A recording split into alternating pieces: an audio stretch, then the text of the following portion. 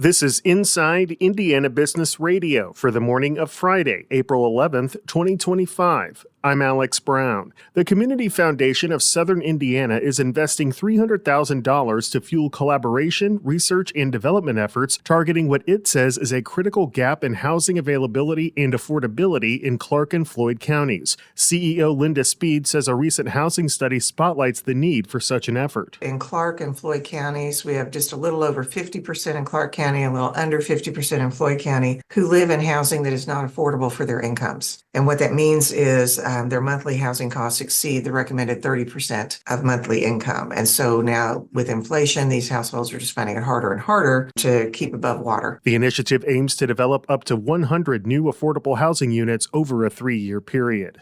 The South Bend Redevelopment Commission has approved $350,000 for the city to make some urgent repairs on the historic downtown State Theater as it looks for a buyer to fully restore the building. The funding will be used to seal the roof of the building, which has suffered from water damage, as well as secure all windows and doors.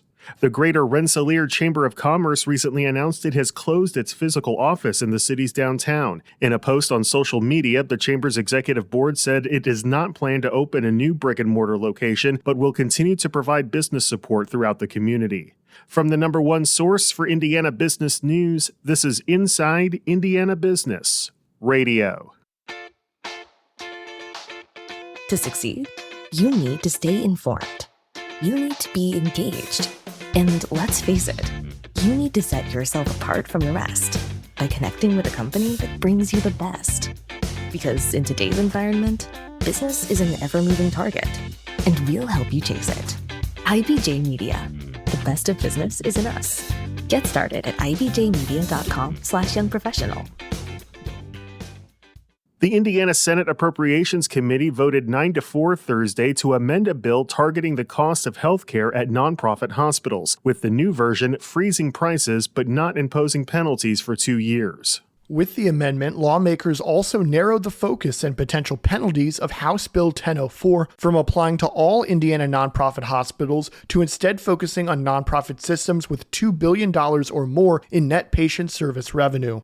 Committee members referred to those systems as the Big Five in the state: Indiana University Health, Ascension St. Vincent, and Community Health Network in Indianapolis, as well as Mishawaka-based Franciscan Health and Parkview Health in Fort Wayne. The bill also requires more disclosures from health insurance companies of certain commissions and payments for greater transparency.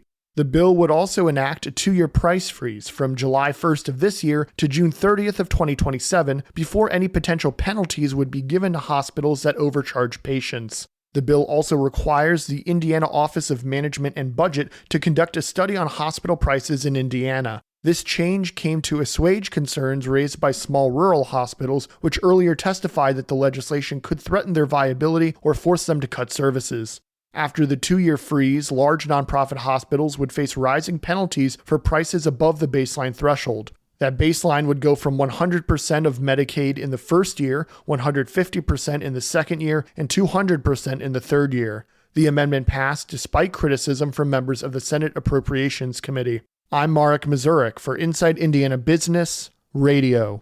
Indiana University Northwest this week officially unveiled a new space for its Center for Urban and Regional Excellence, or CURE, with a ribbon-cutting ceremony. The university says the space, located in the John W. Anderson Library on the Gary campus, creates a central hub for all of the services provided by the center. Established more than 2 decades ago, CURE provides a variety of resources, including adult education, senior university for individuals over the age of 55, reading skills programs, and a community garden. Director Ellen Zarletta says the goal is not only to provide centralized resources for residents, but also to go out into the community and find ways to serve its greatest needs. Oliver Winery CEO Pat Brown is this week's guest on the Business and Beyond podcast with Gary Dick, presented by PNC, a weekly conversation with high-profile Hoosiers in business, sports, and entertainment, and beyond. Available now from your favorite podcast provider.